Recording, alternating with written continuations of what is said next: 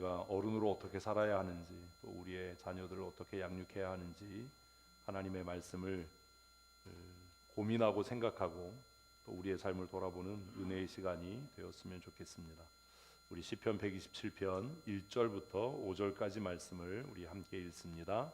여호와께서 집을 세우지 아니하시면 세우는 자의 수고가 헛되며 여호와께서 성을 지키지 아니하시면 파수꾼의 깨어 있음이 헛되도다. 내가 일찍 일어나고 늦게 누우며 수고의 떡을 먹음이 헛되도다. 그러므로 여호와께서 그의 사랑하시는 자에게는 잠을 주시는도다. 보라, 자식들은 여호와의 기업이요 태의 열매는 그의 상급이로다. 젊은 자의 자식은 장사의 수중의 화살 같으니 이것이 그의 화살통에 가득한 자는 복되도다. 그들이 성문에서 그들의 원수와 담판할 때에 수치를 당하지 아니하리로다. 아멘. 아멘. 시편 127편 말씀은 종종 오용되고 남용되는 말씀 중에 하나입니다. 특별히 그 본문 가운데 있는 하나님께서 사랑하시는 자에게 잠을 주신다라는 말을 종종 예배 시간에 졸고 있는 사람들을 빗대어서 비아냥거리는 말로 쓰여지곤 하지요. 하나님이 사랑해서 잠을 주시는 거니 내버려 둬라. 근데 그건 진짜로 하나님이 사랑해서 예배 시간에 잠을 주신다는 게 아니라 어차피 망할 인생이니까 내버려 둬라라는 말에 조롱 섞인 표현이 아닐까라는 생각을 개인적으로 합니다. 왜냐하면 본문 내용 전체가 그러하지 않기 때문이지요. 하나님이 우리 인생에 주신 최고의 선물이 뭘까요? 지금 다 읽었는데 우리의 인생에 제가 이렇게 물으면 종교적인 거, 신령한 거, 영적인 거 이런 거 대답하시면 안 돼요. 일상의 삶에서 하나님께서 우리 인생에 주시는 최고의 선물이 무엇일까요? 자녀일 것 같지요. 그럴 것 같은데 본문을 정말 잘 읽었어야 돼요. 그래서 그게 다시 2절을 읽습니다. 그러므로 여호와께서 그의 사랑하시는 자에게 잠을 주시는도다. 하나님께서 우리의 인생에 주시는 최고의 선물이 뭐예요? 잠이요. 쉼이에요. 이거 어떻게 돕지? 쉼이 없는 인생은 수고와 슬픔뿐이에요. 그래서 우리 가끔 장례식장 가서 기도할 때 우리 인생이 수고와 슬픔뿐이라고 기도하는데 그러면 안 돼요. 그거는 진짜 예수 안 믿는 사람의 기도예요. 아니, 예수를 평생 믿었는데 우리의 인생이 수고와 슬픔뿐이면 그 인생이 저주받은 인생 아닙니까? 대답을 안 해. 그렇잖아요. 하나님께서 우리의 인생에 주시는 최고의 은혜와 복은 쉼입니다. 쉼. 제가 여러 번 말씀드렸잖아요. 악보에 쉼표가 없으면 어떻게 될까요? 그 아름다운 노래하다 죽겠죠. 응? 제가 그런 생각 어려서 했어요. 어려서 잠자는 게 너무 싫어서. 예전에 건전지도 귀하니까 이불 뒤집어 쓰고 촛불 켜놨다가 뒤지게 맞고 잠 안 잔다고 혼나고. 어려서는 그런 생각했어요. 사람이 잠을 안 자면 안 되나? 왜 자야 되지? 왜 밤이 되면 자야 되지? 근데 커가면서 깨달은 게 그거예요. 깊은 잠을 잘 수 있다는 게 하나님이 주신 큰 은혜요? 복이구나. 돈이 많은데, 명예를 얻었는데, 큰 집에 사는데 편안한 잠, 깊은 잠을 이룰 수 없다면 어쩌면 하나님의 징계와 심판이 이미 우리의 삶에 임하고 미친 게 아닐까요? 그래서 예수 안 믿는 사람도 그런 얘기 하잖아요. 침대 회사 하시는 사장님들이 침대는 살 수 있지만 좋은 잠은 살 수 없다. 근데 우리 침대 깔고 자면 좋은 잠을 자게 한다. 그거 거짓말이에요. 침대 아무리 좋아도 깊고 편한 쉼을 누릴 수는 없습니다. 쉼이 없는 인생처럼 불행한 건 없습니다. 사람들은 다 젊어서 성공과 명예를 따라서 돈을 따라 삽니다. 가끔 사람들 만나면 불쌍한 게 뭐냐면 진짜 저 사람은 지 멋대로 사는 인간인가 보다. 얼굴에 써 있잖아요. 응? 얼굴 보면 야 진짜 지 내키는 대로 사는구나. 말도 뭐 지 하고 싶은 대로 하고 인생을 그냥 지 잘난 줄 알고 지 잘난 맛에 그냥 사는구나. 진짜 무서운 사람을 만난 일이 없구나. 이런 느낌을 주는 사람들이 적지 않게 있어요. 우습잖아요. 너무 웃기잖아요. 불쌍하고 가련하고 네가 이 주인을 한번 못 만나봤구나. 참 안 됐다. 근데 그 사람 정말 혼자 있을 때 쉼을 누릴 수 있을까요? 만족이 있을까요? 자기 안에 참된 쉼과 만족이 없는 사람이 외적으로 나타나는 특징이 뭔지 아세요? 분주하고 번잡해요. 가만히 있질 못해요. 응? 그래서 어디 여행 가면 꼭 한둘씩은 있어. 뭐요? 자다가 일어나서 짐 뒤지고 부스럭거리고 응? 막 분주해. 막 분주한데 모일 때 보면 제일 늦게 나와. 죽이고 싶잖아요 그냥. 패키지 여행 단체 여행 가면 꼭 있어요. 막 분주하고 뭐 요란스럽고 소란스럽고 뭐 자다가도 벌떡해서 불 탁 켜고 막 하다가 또 자. 다른 사람 다 깨워놓고 그럼 다른 사람들 이게 뭐지? 응? 막 그렇게 막 서두르고 분주한데 모일 때 되면 제일 늦게 나와. 왜 그런 거예요? 그 마음에 쉼이 없는 겁니다. 안정되지 못한 겁니다. 필요도 없는 게 찾아요. 지금 그게 필요해? 아니 어디다 둔지 몰라서 기억이 안 나서. 쉼을 누리지 못하는 겁니다. 근데 이게 얼마나 불행하냐 하면 자기가 자기의 인생에 쉼을 누리지 못하니까 누구도요. 옆에 있는 사람도 쉼을 누리지 못하게 해요. 끊임없이 잔소리하고 끊임없이 달달달 볶고 그래서 마침내 화평이 깨져요. 그런데 하나님께서 정말로 사랑하시는 자에게는 그의 삶에 무엇을 주신다고요? 쉼을 주신다고요. 성공하기 위해서 애쓰고 돈 벌기 위해서 애쓰고 남보다 앞서가기 위해 애쓰는 삶을 사는 것이 아니라 쉼을 누리는 삶, 안식을 누리는 삶, 그런 은혜의 삶을 사는 믿음의 사람들이 되십시다. 하나님께서 우리의 인생에 주시는 가장 큰 은혜와 복은 쉼입니다. 제가 얘기했잖아요. 왜 하나님이 안식하셨을까? 하나님께 무슨 안식이 필요했을까? 왜 6일 동안 천지를 창조하시고 7번째 되는 날에 하나님께서 안식하셨다고 말씀하셨을까? 그 안식이 뭐예요? 쉼이거든요. 사랑하는 성도 여러분, 정말로 여러분을 사랑하는데 이 예배가 여러분에게 쉼이었으면 좋겠습니다. 네, 아멘은 하는데 상당히 많은 사람들은 예배가 쉼이 아니에요. 예배가 또 다른 노동이에요. 그래서 힘들어요. 견뎌야 하고 애써야 하니까. 예배를 통해 하나님과의 관계를 통해 쉼을 누리지 못하는 인생이라면 그 사람이 어디에서 쉼을 누릴 수 있겠습니까? 그래서 그런 사람들의 특징이 뭐예요? 늘 피곤하고 늘 분주하고 늘 바쁜데 안정감은 없고 쉼을 누리는 은혜가 없어요. 하나님이 주시는 쉼의 은혜를 누리는 믿음의 사람들이 되십시다. 저도 고민이 많고 생각이 많은 사람 중에 하나잖아요. 저는 별로 용감하지 못해서 작은 것도 고민이 많아요. 그래도 참 감사한 게 뭐냐면 아직까지는 새벽에 깨도 다시 잘 자요. 그래서 새벽에 깨면 잠이 안 온다 뭐 이런 소리 하면은 그런 생각이 들어요. 얼마나 못되게 살면 하나님께서 쉼을 안 주실까. 응? 쉼을 누리는 삶을 살아야지. 근데 어떤 때 정말 저의 마음에 막 시끄럽고 속이 막 마음이 너무 상하고 이러면 자다 깨서 잠을 못 자는 게 아니라 처음부터 잠을 못 자요. 그럼 그런 기도를 해요. 하나님 쉼을 주세요. 나에게 쉼을 주세요.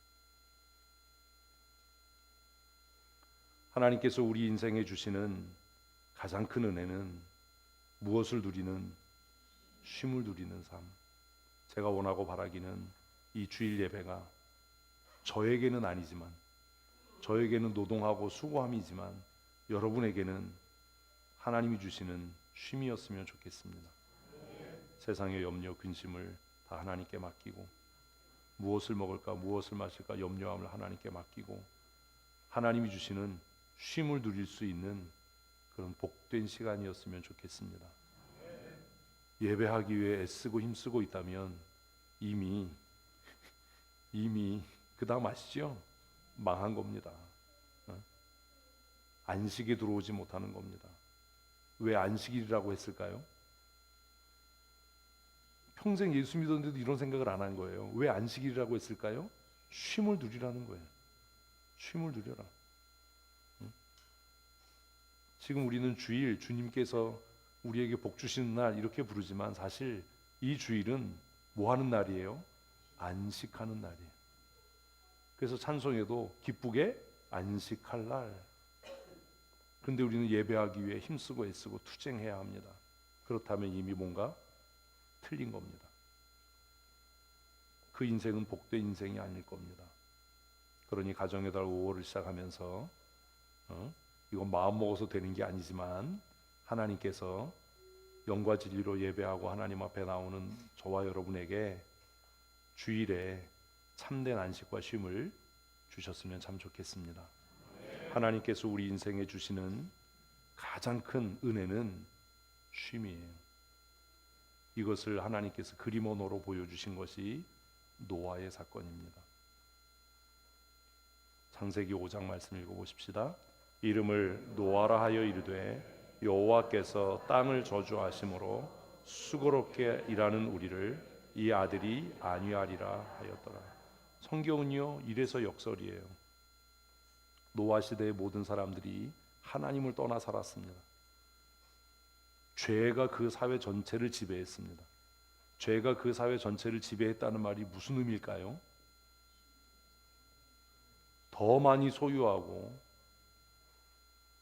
더 좋은 집에 살고 사회적으로 더 많은 권리, 더 많은 명예를 얻기 위해 사람들이 무엇을 누리지 못하는? 쉼을 누리지 못하는.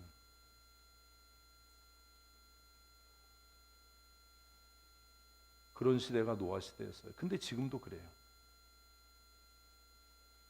예배가 왜 안 돼요? 더 많은 것을 소유하기 위해 너무 힘들게 살거든요. 응? 그래서 좀 뭐 하나님이 주시는 은혜도 있으니까 뭐 좀 해. 그럼 내가 바쁜데 그걸 어떻게 하냐, 내가 피곤한데 어떻게 하냐. 이미 스스로 자기가 자기 입으로 내가 저주받은 삶을 살고 있다고 말하는 거예요. 노아 시대가 악이 관영했다라는 말이 소돔과 고모라 좀 이런 게 아니라 사람들이 우리식으로 하면 어디에 미쳐서, 우리 시대가 어떤 시대인지 몰라요? 돈에 미쳐 사는 거예요. 돈에 미쳐서 결혼을 하면서도 정말 내가 이 사람하고 결혼해서 신앙생활을 잘하고 믿음의 계보를 이어갈까, 이게 아니라 맞벌이해서 큰 돈 벌고 빨리 집 사고 이걸 생각하는 거예요. 사람들이 정말 내 결혼에 와서 나를 축하해주고 축복해주고 기도해줄까, 이게 아니라 얼마나 많은 사람들이 하객들이 와서 결혼식장 들어오지도 않아요. 밥만 먹고 그냥. 아니 결혼식에 보지도 않을 결혼식을 왜 가냐, 가서 축복해주지 않을 결혼식을 왜 가냐. 그게 그냥 다반사예요. 축의금만 보내고 말고. 왜요? 우리는 우리의 인생을 뭐 하기 위해? 더 많은 것을 소유하기 위해서, 더 높이 올라가기 위해서 애쓰고 수고하되 뭐가 없는, 안식이 없는, 쉼이 없는 인생을 부끄럽지 않게 살아요. 그런데도 겉으로는 예수 믿는 사람이에요. 그러니 그 사람의 안에 하나님이 주시는 쉼이 있겠습니까? 그러니까 목사님들이 우스갯소리로 야, 교회 와서 쉼을 들여서 예배 시간에 자니까 내버려둬라. 어? 얼마나 저주받은 인생을 살면 예배 시간에 잠을 자야 할 정도로 피곤한 인생을 사냐 라고 빈정된 거 아닙니까? 그 말이 무슨 말인지도 모르고 아이고 하나님께서 사랑하는 자에게 잠을 주신다니까 예배 시간에 자는 사람을 향해서 그렇게 이야기했던 것 아닙니까? 우리가 노아, 하나님께서 그 땅을 저주하셔서 그 땅의 사람들이 무엇을 누리지 못할 때, 쉼을 누리지 못할 때, 그럼 보십시오. 우리가 직장 생활하느라고 맞벌이 하느라고 우리의 삶에 쉼을 누리지 못한다는 건 내가 어디 아래 있다는 거예요? 하나님의 저주 아래 살아가고 있다는 거 아닙니까?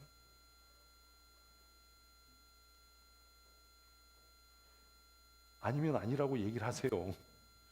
여호와께서 땅을 뭐 하심으로?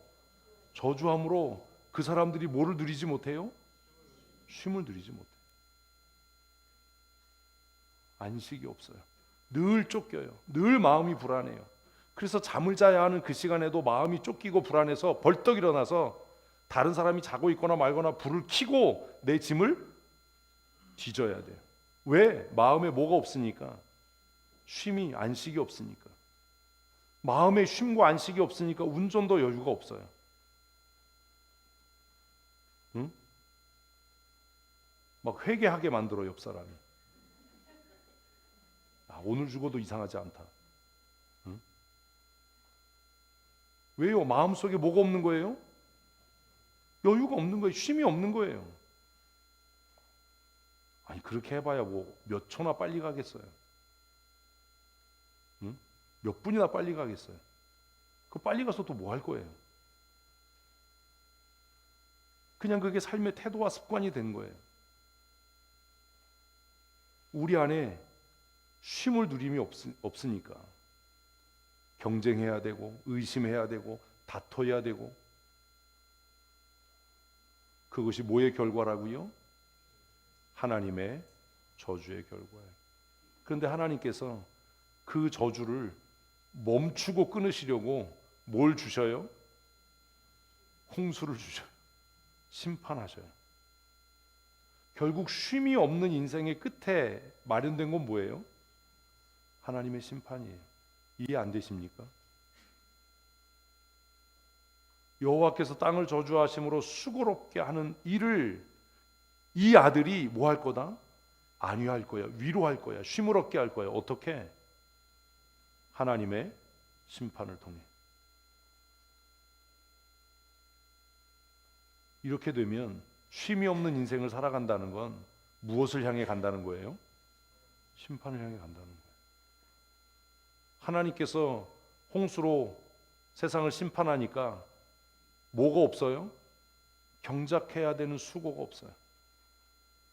더 많은 것을 소유하기 위해 애쓰는 수고가 없어요. 더 빨리 더 높이 올라가려고 하는 경쟁의 수고가 없어요. 그 다툼이 없어져 버렸어요. 그 애씀이 없어졌어요. 그래서 역설적으로 하나님의 심판이 그 땅에 하나님을 떠나서 안식함을 모르고 사는 사람들에게 뭐가 됐어요? 쉼이 됐어요. 이 이야기는 예레미야 시대에 다시 반복돼요. 이스라엘 백성들이 하나님을 떠나서 경쟁하고 더 많은 것을 소유하기 위해 애쓰고 더 넓은 집에서 살려고 수고할 때 하나님께서 그 땅을 빼앗기게 하고 그 땅의 백성들을 포로로 잡혀가게 해서 그 땅에 뭐를 주어요? 쉼을 주셔요. 이거 지식으로 알면 뭐합니까? 우리가 그렇게 살고 있는데 한 주간 동안 얼마나 쉼을 누리지 못하는 삶을 살았길래 주일에 와서 쉬어야 되냐. 목사님 조그맣게는 주일에 쉬어야 된다면서요. 이게 귓구멍이 막혀서 그렇게 이해하는 거예요? 한 주간 동안 얼마나 하나님이 주시는 안위를 안식을 누리지 못했으면 주일에 그 예배하는 2시간을 견딜 수가 없는 거예요. 그렇다면 내 스스로가 지난 한 주간 동안 내가 무엇 가운데 살았다는 것을, 하나님의 심판과 저주 가운데 살았다는 것을 내가 증명하는 거 아니에요.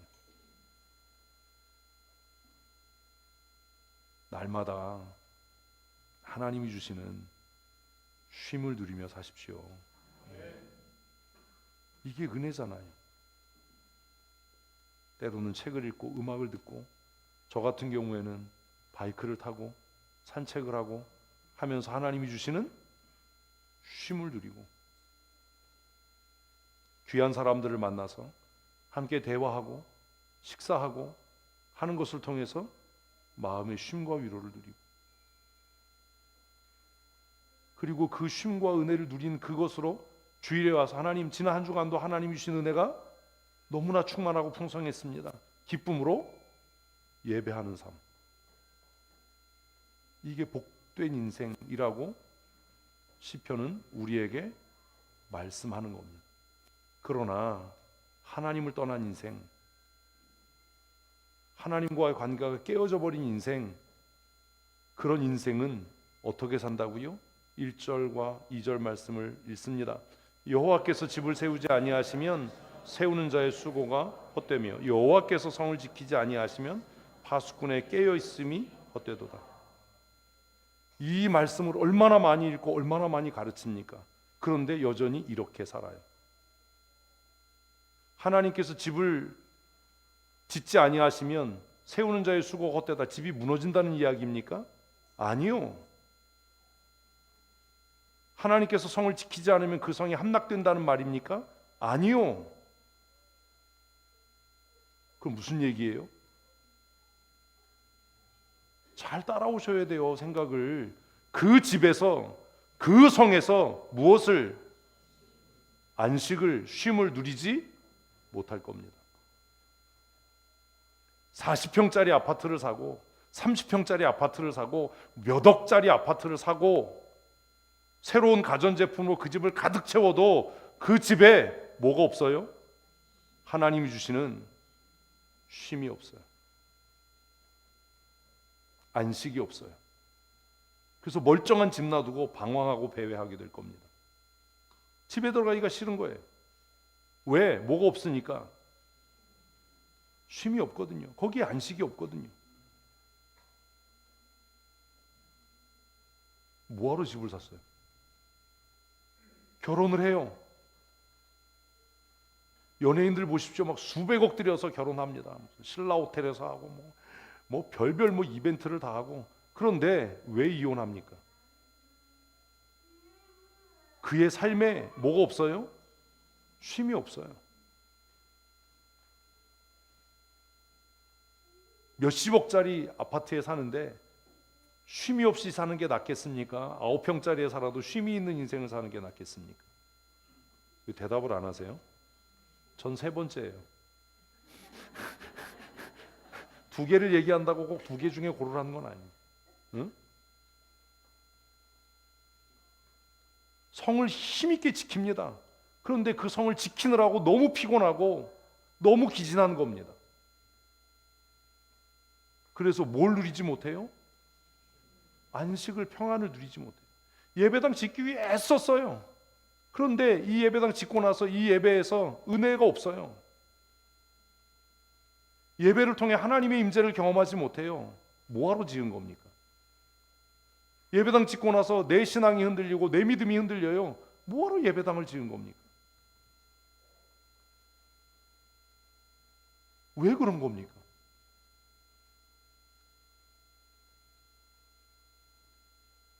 하나님이 떠난 인생은 그런 거예요.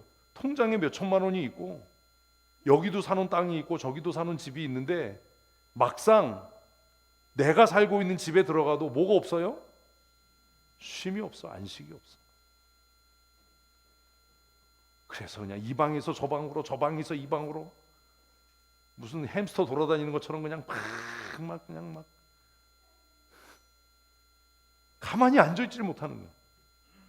쉼을 누리지를 못하는 거예요. 집에 오면 나가야 될 것 같고, 응? 이게 뭐냐 인생이. 지금 그 얘기하는 거예요. 하나님을 떠난 인생은 뭐가 없어요? 쉼이 없어요. 여러분, 여러분의 삶을 생각해 봐야 돼요. 요즘에 애들도 쉼이 없어요. 학교 끝나면 학원 가야죠. 피아노 레슨 가야죠. 태권도 가야죠. 유도 배워서 보험 사기도 배워야죠. 쉼이 없어, 쉼이. 그래서 애들이 과로야. 너무 피곤해. 왜요? 얘기를 했잖아요. 왜요? 하나님을 떠나 살기 때문 아닙니까? 하나님을 떠난 인생. 그래서 2절에 이렇게 얘기해요. 같이 읽습니다. 너희가 일찍 일어나고 늦게 누우며 수고의 떡을 먹음이 어때? 좋은 대학 졸업장이 너에게 쉼을 줄 것 같아? 재산이 불어나는 게 너에게 안식이 될 것 같아? 응? 뭐 맞벌이 해가지고 막 한 달에 막 수천만 원씩 수입이 생기는 게 네 인생의 쉼이 될 것 같아? 네 인생의 안식을 가져다 줄 것 같아? 이쁜 여자하고 살면, 조각 같은 남자하고 살면 그게 쉼이 될 것 같아? 평생에 애쓰고 수고한 모든 것이 뭐가 되지 않아요? 쉼과 안식을 가져다 줄 수 없어요. 지금 여러분의 삶은 어떻습니까? 여러분의 삶에 안식이 있습니까? 여러분의 삶에 쉼이 있습니까? 아무것도 하지 않아도 불안하지 않고, 아무 말도 하지 않아도 불편하지 않은, 가진 것이 아무것도 없어도 그냥 이것만으로도 충분하다라고 생각되는 그런 마음의 쉼이 있습니까? 얼마나 불안하길래 여기 동호회도 나가고 저기 동창회도 나가고 막 사람들을 많이 만나는데 결국은 마음에 뭐가 없어요? 쉼이 없어요.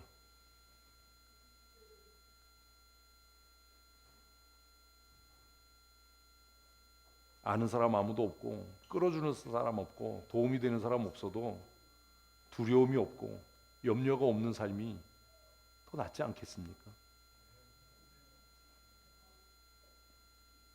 하나님을 떠난 인생의 모든 수고는 어떻다고요? 헛되다고요. 이미 우리 그렇게 살고 있는 거 아닙니까? 가정에도 뭐가 없어요? 쉼이 없어요. 더 불행한 게 뭔지 아세요? 교회 와도 쉼이 없어요. 교회 와도 어디 한 곳에 마음 둘 곳이 없어요. 사람들이 친절하지 않고 호의를 베풀지 않고 나에게 호감을 갖지 않아서일까요? 우리 그렇게 얘기해요. 남의 교회 같아, 내 교회 같지 않아. 왜요? 답을 하셔야 끝나요. 왜요? 하나님과의 관계가 깨어져 있기 때문 아닙니까? 신명기 28장에 보면 어디로 가든지 무엇을 하든지 형통케 하시겠다라고 하셨는데,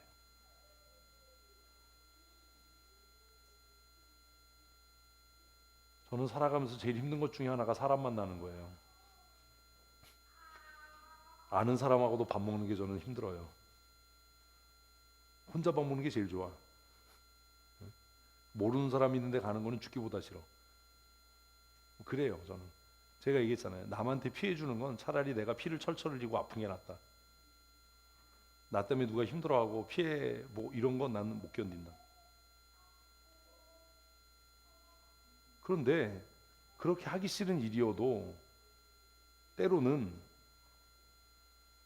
모르는 사람 천지이고 한 사람도 아는 사람이 없어도 하나님께서 이걸 나에게 맡기신 일이야, 내가 해야 되는 일이야 라고 마음에 확신이 생기면 불편하고 힘들지만 그 안에서 뭘 누린다고요?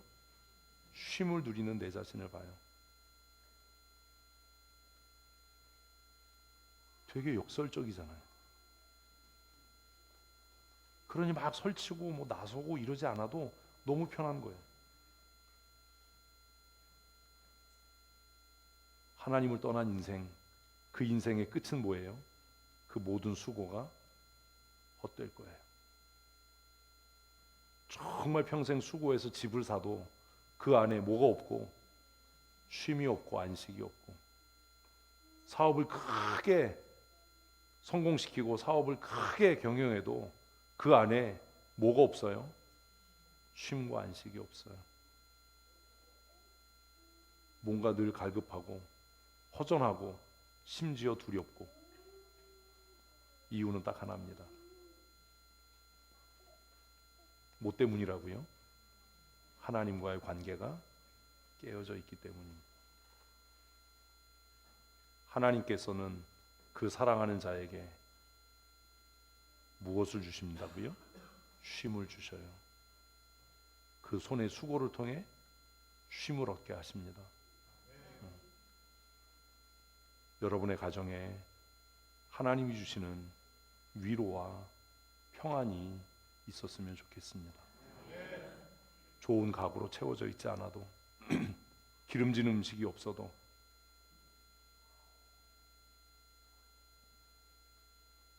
현관문을 열고 여러분의 집에 첫 발을 내디딜 때 하나님이 주시는 안식과 하나님이 주시는 위로가 충만했으면 좋겠습니다.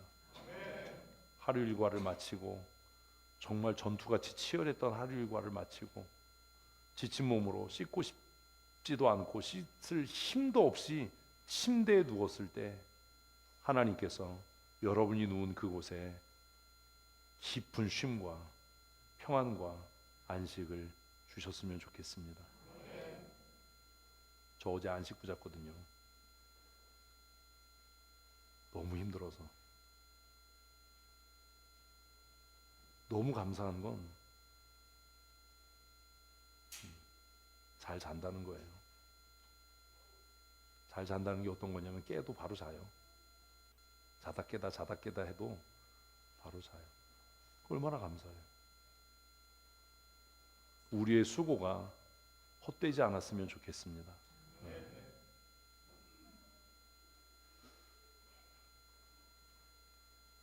가난한 사람이 이런 얘기하면 도움도 안 되잖아요. 네가 쉼을 들여봤어? 뭐 이럴 거 아닙니까? 그런데 이 세상에서 제일 부유했던, 이 세상에서 제일 지혜로웠던 솔로몬이 같이 있습니다.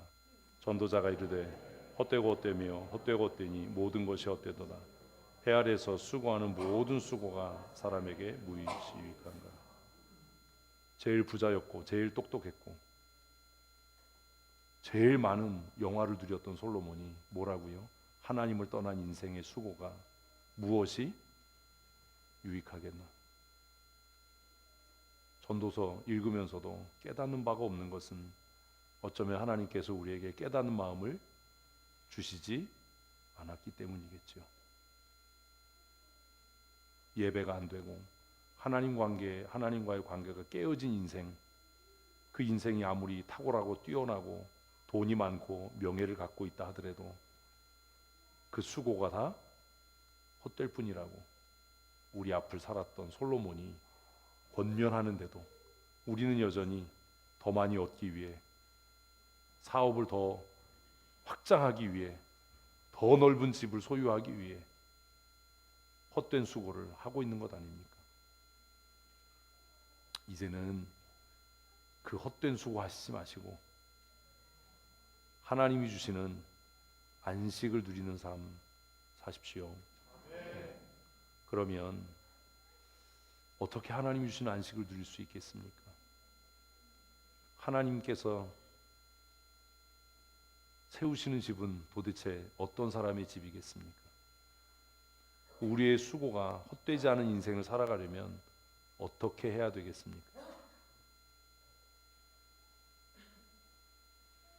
어렵지 않아요. 제가 왜 여러분에게 성경 읽어라, 성경 읽는 걸 배워라, 성경을 바르게 해석해야 된다 라고 말씀을 드릴까요? 답은 그거예요. 하나님의 율례와 법도를 지켜 행하는 삶, 하나님을 영원토록 영화롭게 하고 그를 영화롭게 하는 일을 기뻐하는 삶을 사는 자의 수고를 하나님이 결코 헛되지 않게 하십니다. 그러니 내가 공부해서 뭐 결과를 내고 내가 빨리 이게 아니고 어찌하면 내가 하나님을 기쁘시게 할까? 내가 어떻게 말하고 어떻게 행동하고 어떻게 생각하는 것이 하나님을 영화롭게 하는 것일까를 고민하는 인생, 그 인생의 수고를 하나님이 절대로 헛되게 하지 않으실 겁니다. 이런 사람 별로 없어요.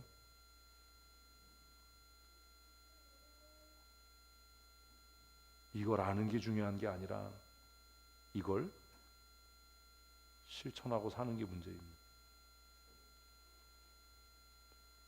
하나님을 어떻게 하면 기쁘시게 할까를 고민하고 사는 삶이라면 신앙생활의 기초, 가장 기본인 예배, 헌신, 이 부분이 지금과는 다르겠죠. 그래서 신명기에서는 내가 너희 앞에 복과 저주를 두는데 나는 너희가 복을 선택하기를 원한다라고 말씀하고 있는 것 아닙니까? 하나님을 기쁘시게 하고 하나님을 영화롭게 하는 사람의 삶을 신명기는 어떻게 이야기합니까? 6장 11절 말씀에 이렇게 기록되어 있습니다. 읽습니다. 내가 채우지 아니한 아름다운 물건이 가득한 집을 얻게 하시며 내가 파지 아니한 우물을 차지하게 하시며 내가 심지 아니한 포도원과 감람나무를 차지하게 하사. 뭐 하지 않아도, 수고하지 않아도, 내가 애쓰지 않아도, 투쟁하며 살지 않아도, 막 잔머리 굴리고 막 고민하고 이러지 않아도, 경쟁에서 뒤처질까 봐 불안하고 경쟁에서 밀릴까 봐 불안하게 살지 않아도, 그 권력과 명예를 얻기 위해 조바심을 내지 않아도, 누가? 하나님께서 내가 계획하고 생각하는 것보다 더 큰 은혜와 복을 주실 줄로 믿으십시오. 더 높은 자리에 오르게 하실 줄로 믿으십시오. 여러분의 삶이 그러해야 하지 않겠습니까? 제가 살아가면서 참 감사한 게 그런 거예요. 나이를 먹어가면서 뒤돌아보면 내가 원하고 바라지 않았는데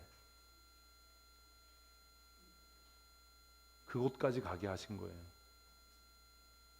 저는 한 번도 내가 무슨 교단의 일을 해야 되겠다, GMS에 뭘 해, 이런 생각을 해본 일도 없고 계획한 일도 없고 꿈꾼 적도 없어요.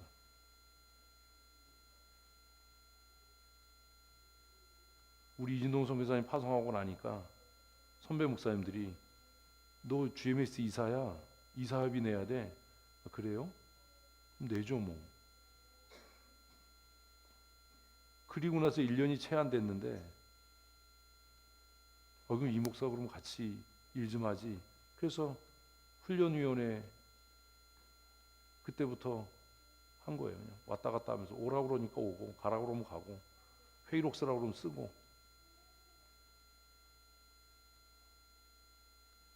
그러고 있었는데 또 어느 날 연락이 와서 공부는 계속 안 해? 그래서 아니 공부하려다가 죽을 뻔했어요.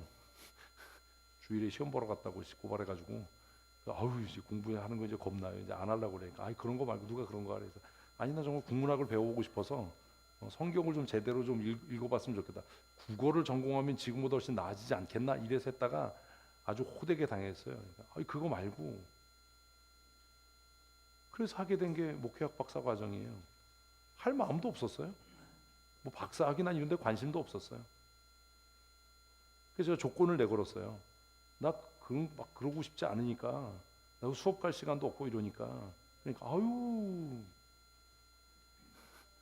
이래가지고 그냥 그 유명하게 뭐 돈 주고 사는 학위 비슷한 거 이렇게 응?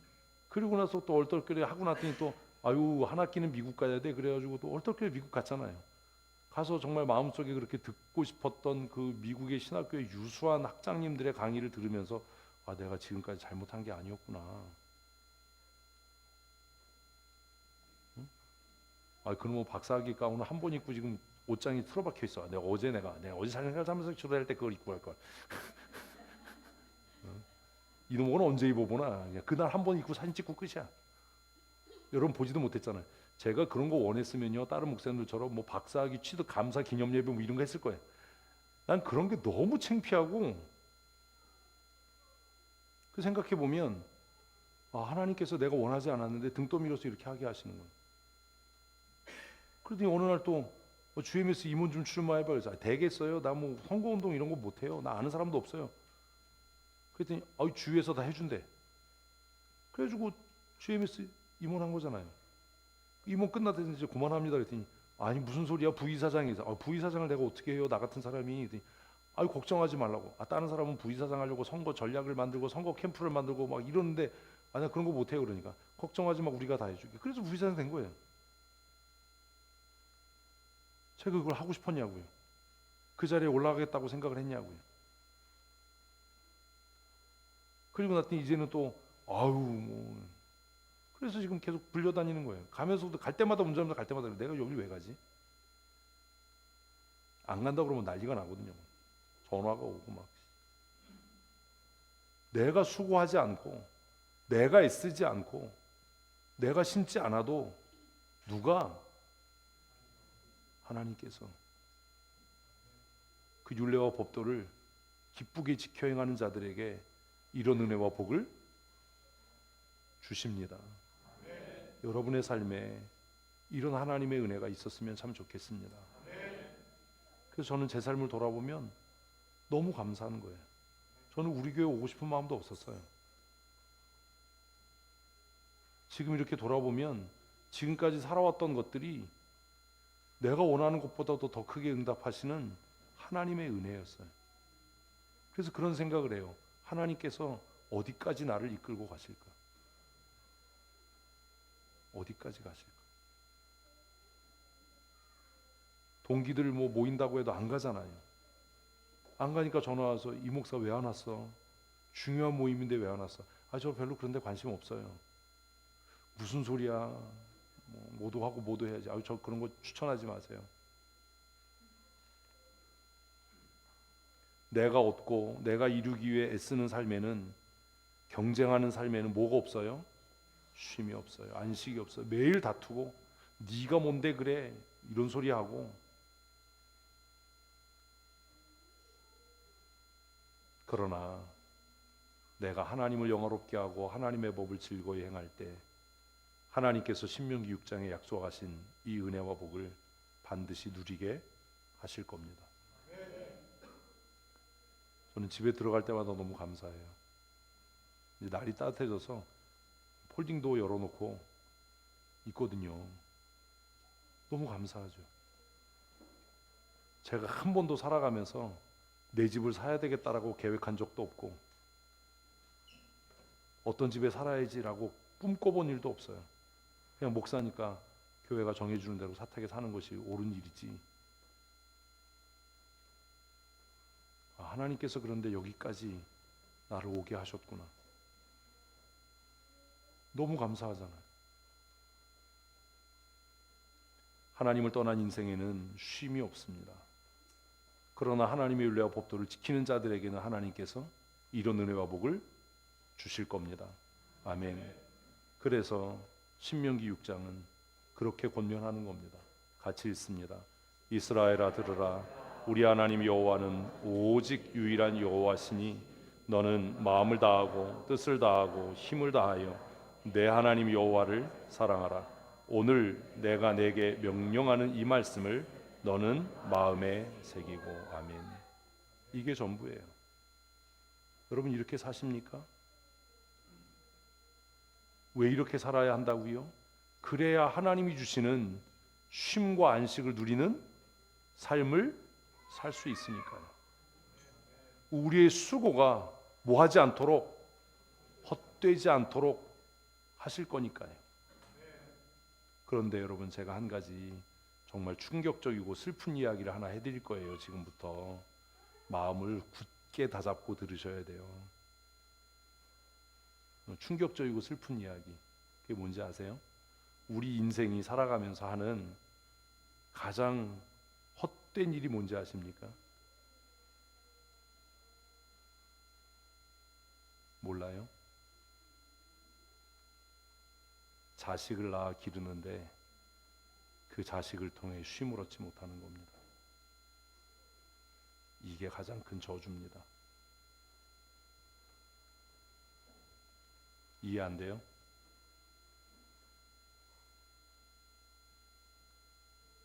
우리가 자녀를 왜 기르지요? 지금 이게 사회적인 문제예요. 사회학자들은 나와서 무슨 학문으로 심리학으로 뭐 정치학으로 별 소리를 다 해요. 뭐 아이들을 낳아야 된다, 뭐 인구가 소멸된다, 별별 소리 다 하는데 그거 다 헛소리예요. 들어봐야. 우리가 자녀를 낳는 진짜 중요한 이유가 뭡니까? 어제 아들을 장가 보내니까 마음이 어때? 복잡하지? 시원하긴 뭘 시원해, 복잡하지. 가장 큰 저주가 뭔지 아세요?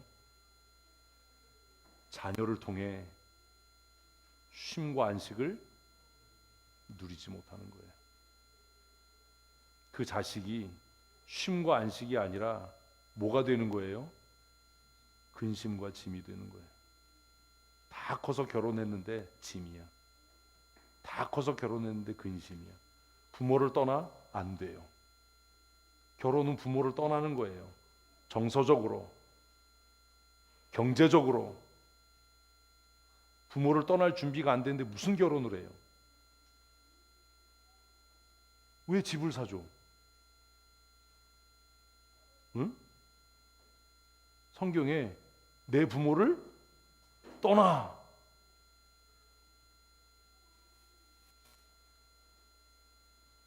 안 되잖아요. 응? 결혼했는데도 돈 보내줘야 되고, 결혼했는데도 신경 써야 되고, 그 자녀를 통해 뭘 얻기는, 쉼과 안식을 얻기는 고사하고, 이게 더 무거운 짐이 되고 더 무거운 근심이 되는 거예요. 시편 127편이 하는 얘기가 그거예요. 모든 수고가 어떻다? 헛되다. 네 자식을 통해서 뭘 얻지 못할 거야? 쉼과 안식을 얻지 못할 거야. 왜 그런 일이 생겨요?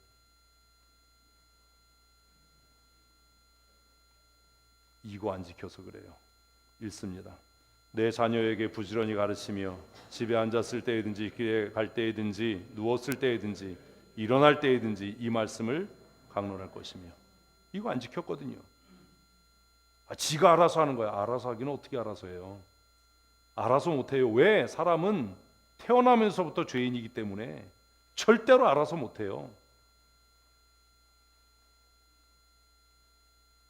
그래서 잠언은 뭐래요? 죽지 않으니까 두드려 패래요. 주의 율례와 훈계로 양육하래요. 근데 그렇게 안 가르쳤어요. 야, 공부해. 무슨 성경 읽어, 무슨 기도를 해, 무슨 예배를 해. 공부해. 기말고사가 내일이고 수능이 뭐 코앞에 왔는데 무슨 뭐 공부해. 그렇게 해서 서울대 연구대 들어갈 수 있을지 몰라요. 그런데 그 자식이 쉼이 되겠냐고요. 자식을 왜 기릅니까? 부모님들 자식을 왜 기릅니까? 그 자녀를 통해 하나님 주시는 위로와 하나님 주시는 쉼을 얻기 위해서가 아닙니까? 사회가 근심하고 걱정하는 게 그거 아닙니까? 이제는 자녀를 통해 부모 세대가 쉼과 안식을 얻을 수 없으니 국가가 이것을 어떻게 해결합니까? 무슨 재원으로 해결합니까? 말은 말뿐이지. 민권사님 복 있는 거예요. 어쩌고 저쩌고 해도 마귀 같고 악질 같아도 옆에 있는 딸이 최고야. 엄마 돌아가시면 매주 떡을 한다고 그래도 그게 최고야.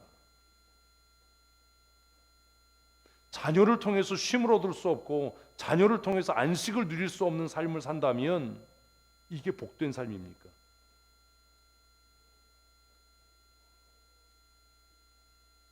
어떻게 생각하세요?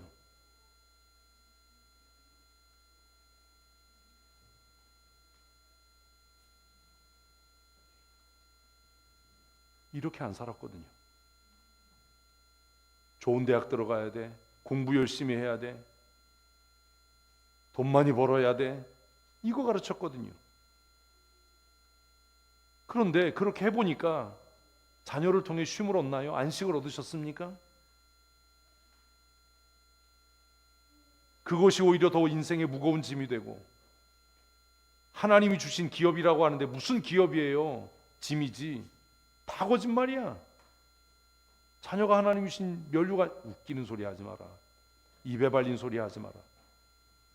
진실하지 않은 거예요. 정직하지 않은 거예요. 출가시켰는데도 여전히 근심이고 염려고 짐이고 부담이고.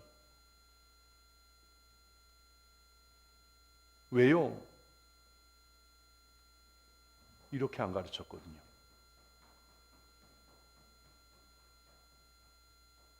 우리 나이 들어갈 겁니다.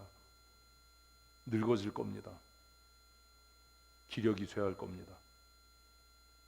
노년에 우리의 인생에 쉼과 안식을 가져다 줄 하나님이 주신 은혜의 방편이 무엇입니까? 자녀입니다. 젊은 사람들 정신 차려야 돼요. 애 많이 낳아야 돼. 근데 많으면 뭐예요?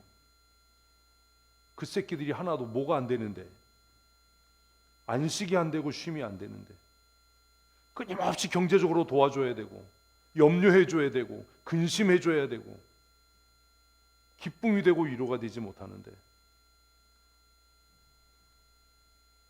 그 수고가 이미 헛되게 된 거 아닙니까? 127편이 그거 아닙니까? 맨날 여호와께서 뭐 집을 짓지 아니하시면 집을 짓는 자의 수고가 헛되고, 이거 외우면 뭐예요? 왜 아이들에게 신앙을 가르치고 믿음을 가르치고 두드려 패서라도 큐티하는 걸 가르치고 주일엔 아무것도 못한다, 예배해야 된다, 왜 이렇게 가르쳐야 하냐? 그 아이들이 형통하고 복되는 것, 그것이 전부가 아니라 그 자녀들을 통해서 내 노년에 하나님이 주시는 쉼과 안식을 누리기 위해서예요. 제가 사회학 공부하지 않았고 인구정책 몰라도 이건 뻔한 얘기예요. 박사? 필요 없어요. 나와서 뭐 지금 가정의 달이라고 별별 뭐 특집 방송하고 할 텐데 됩니까? 애 낳으라고 그런다고 납니까? 출산장려금 준다고 납니까?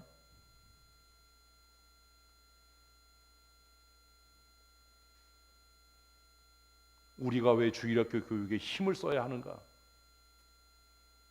왜 자녀들에게 여호와 경외하는 것을 가르쳐야 하는가? 지가 알아서 할 거야. 나도 노년에 정말 쓴맛 보게 될 거예요.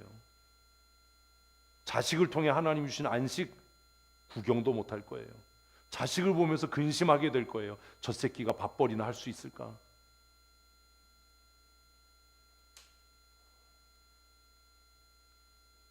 그래서 신명기는 네가 먼저 하나님을 경외하고 네가 먼저 하나님을 사랑하고 그리고 나서 내 자녀에게 어떻게 해라? 부지런히 가르쳐야 한다. 네가 살아가는 삶의 모습에서 여호와 경외하는 것을 인생의 기호로 삼고 표로 삼고 그렇게 살아가야 한다. 내 집은 여호와를 섬기겠다라고 선언하고 자녀들이 그 법을 떠나지 않도록 해야 된다. 예수 안 믿는 사람을 선택하든 말든 그건 네 선택이지만 그렇게 하는 순간 너하고 나는 끝이다, 뭐 이럴 수 있어야 된다. 네 결혼식 안 간다. 네가 성인이니까 네가 선택하는 거 막을 수 없지만 너의 선택이 믿음과 하나님의 말씀에 근거한 게 아니라면 넌 내 새끼도 아니다, 뭐 이럴 각오가 되어 있는가? 여호수아가 고백했던 것처럼 나와 내 집은 오직 여호와를 섬긴다. 믿음으로 안 살 거면 우리 집에서 나가라. 이럴 수 있는 선명한 태도가 있는가? 없잖아요. 그러니 어떻게 자녀를 통해 하나님이 주신 안식을 누릴 수 있습니까? 그래서 우리는 고민해야 되는 겁니다. 어떻게 부지런히 가르칠 것인가? 왜 부지런히 가르쳐야 하는가? 시편 127편이요 만만하지 않아요. 그래서 갑자기 3절에 뭐라고 나와요? 보라, 자식은 여호와의 기업이요. 이거 이해 못하는 거예요. 국어를 전공했는데도 뭔 소리인지 몰라요. 얼마나 아둔하고 미련하고 하나님이 깨닫는 은혜를 안 주시면. 보십시오, 1절 2절에서 뭐래요? 여호와께서 집을 짓지 아니하시면 집을 짓는 자의 수고가 헛되고 성을 지키지 아니하시면 성 파수꾼의 경성함이 허사다. 사람이 수고하고 애쓰는 모든 수고가 그 사람에게 무슨 유익이 있냐? 그런데 갑자기 3절에 뭐가 나와요? 자식 얘기가 나와요. 이거 어떻게 이해합니까? 내가 이런 게 궁금해서 국어를 배우고 싶었어요. 왜 국어를 전공했는데도 왜 성경을 이해를 못하나? 이게 궁금해서 야, 국어국문학을 좀 전공을 해봐야 되겠다. 그랬다가 아주 주일날 시험 보러 갔다가 아주 그냥 한 번에 그냥 잘릴 뻔했어요. 아주 그냥. 응? 결국 하고 싶었던 얘기가 뭐예요? 시편 127편에 여기부터예요. 앞에 집 짓는 얘기 아니에요. 성 지키는 얘기 아니에요. 이것부터야. 보라! 봐라, 이거 봐라. 네 인생을 봐라. 봐라. 자식은 뭐다?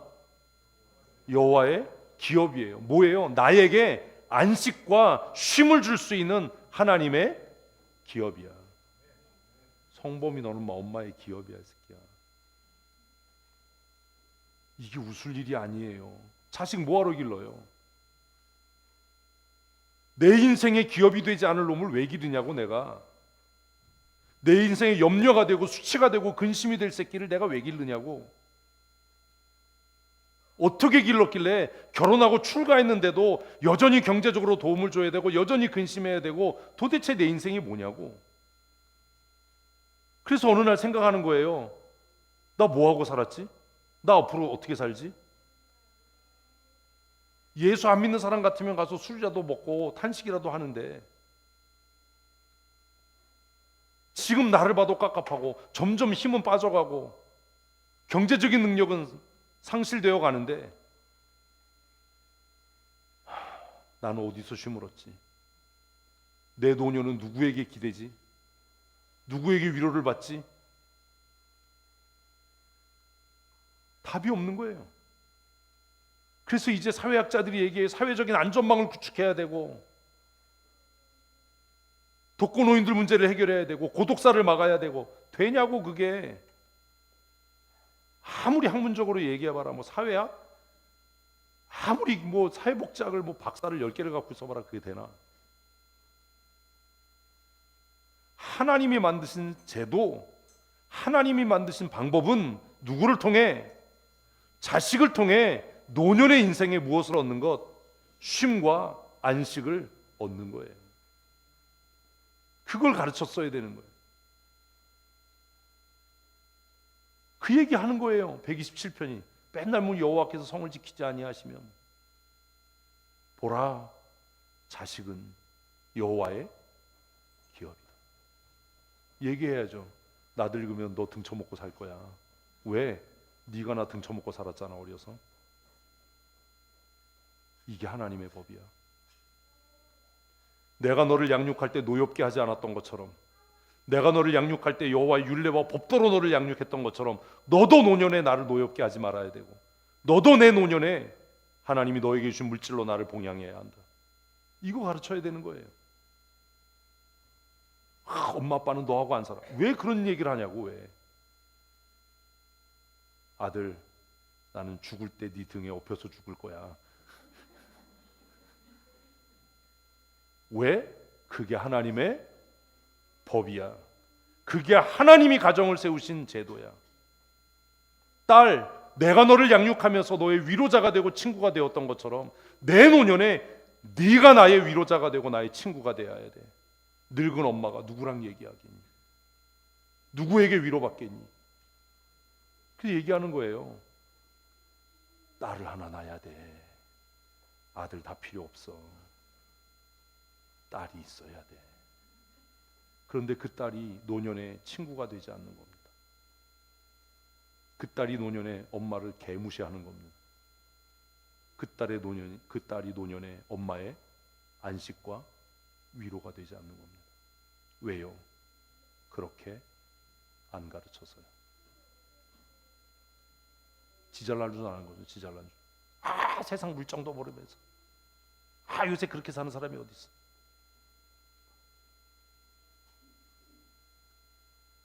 (3절부터) 하고 싶어서 1, 2절 얘기한 거예요. 맨날 뭐 기도할 때 뭐 여호와께서 뭐 집을 짓지 아니하시면 뭐 집을 짓는 자의 수고 헛되며. 에라이. 어린이주의인데 어른 설교 같죠? 애들 잘 기르라는 얘기예요. 많이 나서 힘 닿는 데까지 낳아야 돼. 그래서 어제 얘기했어요. 요섭이 형제한테 딸을 낳아야 돼. 음보 딸을 낳아야 돼. 할 수 있어. 딸을 낳아야 돼. 딸을 낳아야 돼. 보라. 성경에 보라라고 나오면 이건 그냥 엄청난 거예요. 들으라, 보라. 자식은 뭐라고요? 여호와께서 내 노년에 내게 주신 기업이에요. 여러분 이거 잊으면 안 돼요. 자식은 여호와께서 내 노년에 내게 주신 기업이에요. 그래서 제가 얘기해요. 재영이한테 너나 먹여 살려야 돼. 나중에 내가 지금 너하고 왜 바이크 타고 놀아주는지 알아? 나 늙으면 네가 나하고 놀아줘야 돼, 새끼야. 아니,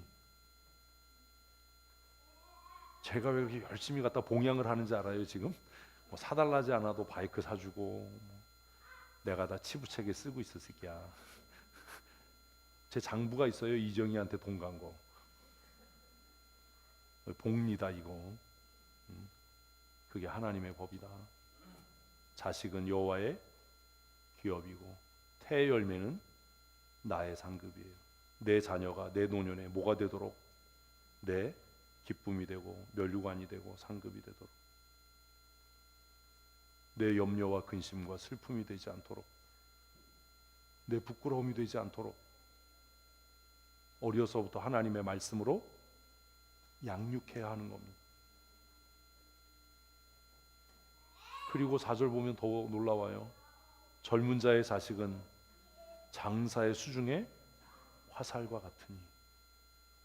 활은 갖고 있는데 뭐가 없어요? 화살이 없어. 두 발밖에 없어. 그것이 전통에 가득한 자는 뭐다? 복이 있다. 이거 청년들한테 가르쳐야 돼요. 힘 닿는 대로 날아. 그게 너에게 복이다. 언제? 네 노년에. 그게 너의 노년에 복이다. 무슨 출산 장려 정책 다 필요 없어요. 1억 준다고 났냐고. 응? 나서 어떻게 기를 거며. 돈 많이 들어가. 왜 돈 많이 들어가요? 성경대로 안 가르치니까 돈 많이 들어가요. 부모가 알잖아. 이렇게 머리를 두드려 봐서 얘가 좀 덜 익었어. 그럼 공부 이거 안 되는 거야 이거. 미국은 이미 생산직이 대학 나오는 사람보다 연봉이 더 높아지기 시작했어요.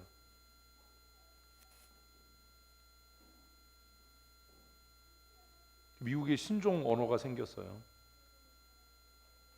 연장든 사람들이라는 언어. 대학 졸업한 사람들이 다시 용접 배우고 대학 졸업한 사람들이 다시 기술을 배우는. 우리도 그렇게 갈 거예요. AI가 놀랍게 무섭게 발전하고 있잖아요. 되지도 않을 걸 뭐하러 학원을 보냅니까? 행복하게 그냥 키우지. 응? 그리고 그렇잖아요. 서울대 연고대 나와서 연봉 1억 받는 것보다 팽팽 놀다가 그냥 응? 뭐 사업하고 유튜브에서 연봉 1억 받는 게 낫잖아요. 응? 뭐 별 보고 출근해서 별 보고 퇴근하는 것보다 나 요즘에 빠니보틀 뭐 이런 거 보면서 야 쟤네들은 진짜 아주 야 저 방송국 돈으로 세계 여행을 하면서 빠니가 춘천에잖아요.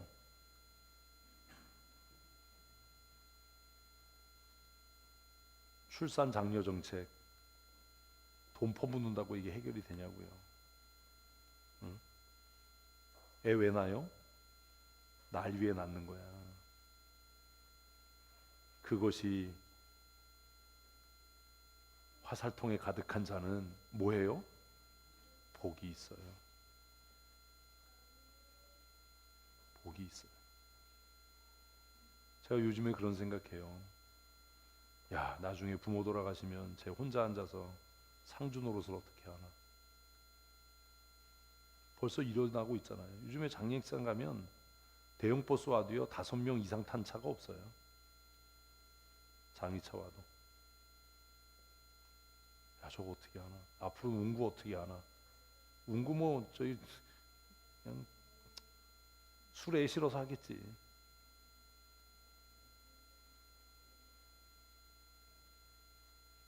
우리가 하나님의 말씀대로 안 사는 겁니다.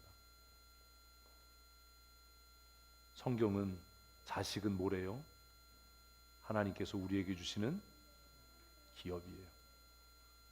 성경대로 안 가르치니까 얘네들이 안 나. 그래가지고 부모는 이제 마음이 달아서 하나 더 낳았으면 좋겠다. 얘 안 나. 왜? 성경적인 세계관이 없거든. 지 자식이 하나님이 자기에게 주신 기업이라는 생각을 안 하거든. 경력이 단절될까봐. 응? 내가 여기까지 어떻게 올라왔는데, 응? 내 커리어를 지켜야지. 내가 또 임신해서 또 뭐 육아휴직하고 그러면 내가 또 진급에서 밀리고 이런 소리 하면서 안 나. 왜요? 머릿속이 온통 경쟁과 돈으로 가득하거든요. 이게 하나님이 나에게 주신 기업이라고 생각 안 하거든요. 근데 성경은 뭐래요? 태의 열매는 여호와께서 주신 상급이고 기업이래잖아요. 젊은 장수의 화살통에 이것이 가득한 자는 뭐가 되잖아요? 복되 되잖아요. 그리고 그가 노년의 성문에서 원수들과 담판할 때에 뭐 하지 않는다고요? 수치를 당하지 않는데 지금은 자식 때문에 수치를 당하잖아요. 얼마나 잘못 가르쳤으면. 자식은 내 소유물은 아니고 내 한풀이 하는 대상은 아니지만 우린 그렇게 기르는 거예요. 내가 경제적으로 가난하고 공부 못했으면 자식은 막 공부하게 가르치고 출세하게 가르치는데 그러고 나서 결국 그 새끼가 나에게 안식이 되지 못하는 거예요. 뭐라고 한마디 하면 세상 물정 모르면서 엄마는 가만히 있으라고 이러고 개무시하는 거예요. 아, 엄마의 기도가 나를 여기까지 오게 했구나 이런 생각 안 해요. 그러니 그 새끼가 무슨 노년에 안식이 되고 무슨 노년에 기업이 되겠어요. 생각을 바꿔야 돼요. 우리 춘천 성도교회 모든 어른들의 생각이 바뀌어야 돼요. 자식은 여호와께서 내게 주신 뭐예요? 기업이에요. 노년에 내 기업이에요. 그러니 그를 양육할 때 노엽게 하지 말아야 하지만 하나님의 말씀으로 훈육해야 돼요. 그래서 말씀대로 양육된 자식들이 내 품에 있을 때 내가 원수와 만날 때에 수치를 당하지 않을 거예요. 우리의 자녀들이 더 이상 우리의 근심이나 눈물이나 우리의 아픔이 되지 않도록 그렇게 길러야 하지 않겠습니까?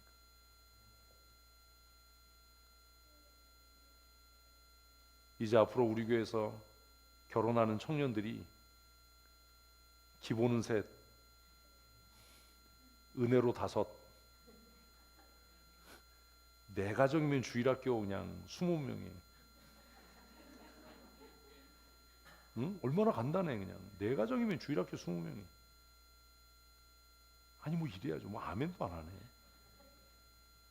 그런 거잖아요. 은희가 아멘 했어. 은희 복 받을 거야. 이 웃을 일이 아니에요. 아멘 했으면 칭찬해 줘야지. 은희 복 받을 거야. 농담으로 여기지 마십시오. 자식은 하나님께서 우리에게 주신 기업입니다. 우리의 노년에 우리의 힘이 되고 능력이 될 겁니다. 이런 마음이 있어야 됩니다. 어린이 주일 5월 가정의 주일 첫 주일에 우리가 정말로 마음속에 결심하고 다짐해야 할 것이 이겁니다. 우리 교회 주일학교 아이들이 우리 모두의 노년에 우리의 뭐가 되도록? 기업이 되도록.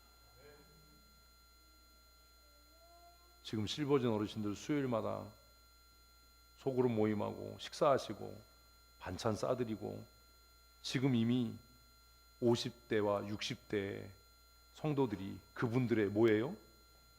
기업의 역할을 하는 거잖아요. 맞잖아요, 방 권사님. 그죠?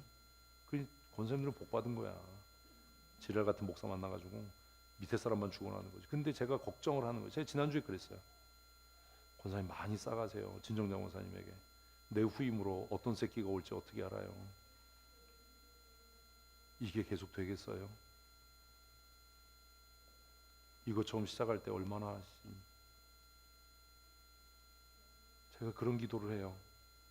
하나님, 이제 60대에 접어든 성도들이 지금 40대와 30대가 그들의 기업이 되게 해주십시오.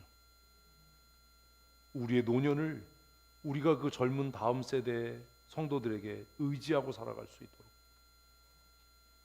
하나님, 그들이 우리의 기업이 되게 해주십시오. 노년에 외로워서 어떻게 하지? 이렇게 생각하지 않아도 될 만큼 돌아가면서 집사들이 은퇴하신 목사님 같이 식사하세요. 제가 박상호 목사님 보면서 한 가지 복이 있다라고 생각하는 게 뭐냐 하면, 은퇴하시고 은퇴한 박명호 장로님, 전풍 장로님 이런 분들이 매일 모시고 점심 식사를 해요. 제가 보면서 그래요. 아, 박상호 목사님 참 복 있는 분이다. 왜? 그 함께 일했던 장로님들이 그분의 노년에 뭐다? 기업이다. 얼마나 복 있는 삶이. 하나님이 우리에게 주신 기업은 우리의 믿음의 다음 세대입니다. 실버진 어르신들께 부탁드립니다. 수요일에 식사하시고 미안하다라고 이야기하지 마십시오. 잘 먹고 간다라고 말씀하시지 마십시오. 여러분들이 마땅히 누려야 할 권리입니다. 저희 세대가 마땅히 섬겨야 할 의무입니다. 그것이 하나님이 세우신 법입니다. 젊은 세대는 어른 세대의 뭐라고요? 기업이 되어야 합니다. 그것이 성경의 법입니다. 여러분의 가정에서 살아가는 여러분의 자녀들이 여러분의 노년에 여러분의 인생에 기업이 되기를 바랍니다.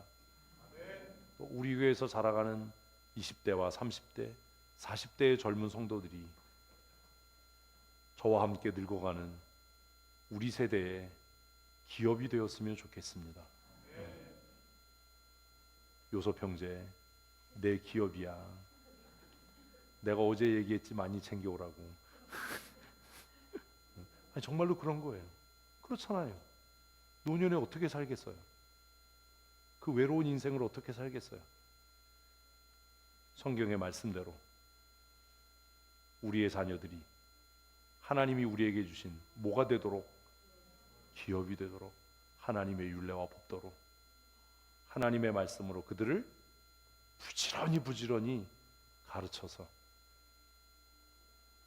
성문에서 원수와 담판할 때에 표현이 너무 멋있잖아요. 수치를 당하지 않는 인생. 그런 인생이 가장 복된 인생이 아닐까라는 생각을 합니다. 여러분의 가정에 또 우리 교회에 하나님께서 이런 은혜를 주셔서 우리의 다음 세대가 우리의 인생에 뭐가 되는? 기업이 되고 면류관이 되고 위로가 되는 그런 은혜를 누리는 믿음의 가정 아름다운 교회가 될 줄로 믿습니다. 교회의 머리 되신 우리 구주 예수 그리스도의 크신 은혜와 아버지 하나님의 크고 놀라우신 사랑하심과 성령님의 교통하시고 충만케 하시며 믿음의 다음 세대를 통해 우리의 노년의 위로와 복주심의 은혜를 누리게 하시는 강권적인 은혜와 풍성하신 복주심이 오늘 기쁨으로 하나님 앞에 나와 예배하며 우리가 어떻게 믿음의 다음 세대를 세워가고 또 그들을 통해 하나님이 주신 은혜가 무엇인지를 다시 생각하며 힘써 부지런히 가르치기로 마음에 다짐하며 작정하는 사랑하는 주의 권속들 머리머리 위에와 그들의 가정 위에 영원토록 함께 있을지어다. 아멘.